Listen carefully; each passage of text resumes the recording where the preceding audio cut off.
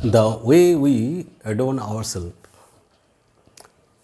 using jewelries and the way we decorate our house using different type of furnitures. So with all these things we enhance the aesthetic beauty. Similarly in poetry, the poets use figures of speech to enhance the beauty of that very specimen. Now figures of speech is not something that you have had to use in a poetry. It comes automatically, just like the rain or just like the flow of river. Basically in romantic poetries, the poet uses personification, similes and metaphor in order to beautify the very subject. So three things we should look at. What is the subject of the poetry? What is the poet's attitude towards the subject matter? And furthermore, what is our perception regarding that subject? And often the subject of the poetry is compared to different objects in our nature. The daffodil got often compared to the stars in the Milky Way. So simile is one of the most important features in romantic poetry. So as personification, hyperbole and metaphors. There are two videos already uploaded regarding figures of speech. If you have any doubt regarding figures of speech, you can visit those two videos. You just go to school website, you click on online classes and you will get those videos. These videos are uploaded so that anytime you can access these things. So you just visit if you have any doubt regarding figures of speech. In this particular poetry Daffodils, we have plethora of figures of speech. Alliteration, we have hyperbole, metaphor and similes. The rhyme, there is a specific rhyme scheme of the poem also. So in this particular video, let us discuss the figures of speech, and this is also the final video regarding daffodils. The next videos will be regarding the workbook that we have. So here we go, here we start this video of daffodils. William Wordsworth was born on April 17, 1770, just outside the Lake District in the quaint market town of Cockermouth.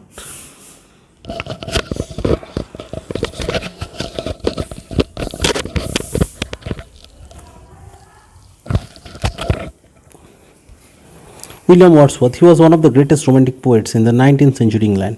He belongs to the Romantic school of poetry. Poets of the schools are very interested in nature, which has a great effect on their poetry. Studied at Cambridge University. Death date April 23, 1850. First we'll talk about the setting and background. The poem recaptures a moment on April 15, 1802.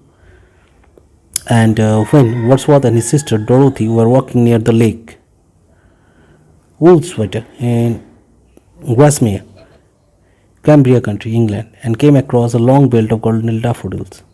One information for you, no need to provide any kind of detail that is provided here, that is only for your knowledge.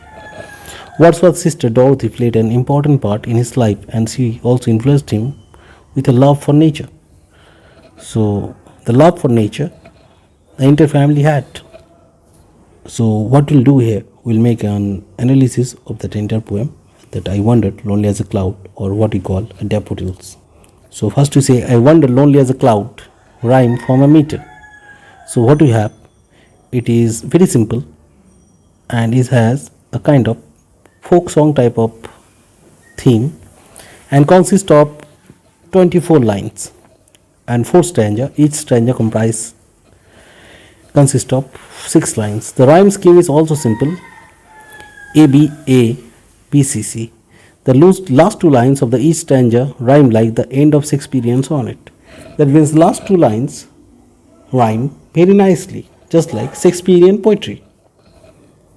Now here we discuss the figures of speech used here in this fairy poetry. Stanza 1. I wandered, lonely as a cloud that floats on high over the fells and hills, when all at once I saw a crowd, a host of golden daffodils.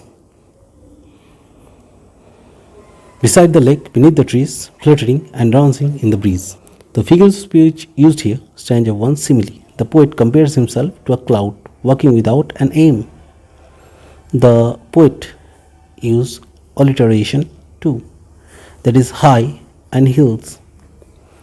Line 5 we have beside the lake and beneath the trees. We have the B sound repeated.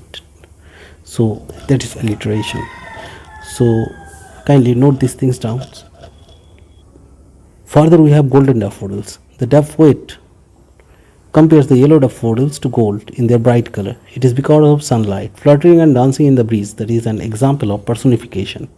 Here the poet personifies the daffodils to people who can move and dance. Further, the host of golden daffodils, where daffodils are metaphorically compared to the host of angel. Stanza 2. Continuous as the stars that shine and twinkle on the Milky Way. They stretch in never-ending line along the margin of a bay. 10,000 saw I at a glance, tossing their heads in sprightly dance. Figures of speech in stanza 2. Continuous as the stars that shine, that is the example of simile. The daffodils are compared to the stars due to the huge number and their shiny appearance. Tossing their heads in sprightly dance, that is an example of personification. The poet personifies the daffodils as human beings, going their heads, moving and tossing their heads quickly. Stanza 3. The waves beside them danced, but they outdid the sparkling waves in glee. The poet could not but be gay in such jocund company. I gazed and gazed, but little thought what wealth the soul to me had brought. The figures of speech used here, stanza 3. The waves beside them danced.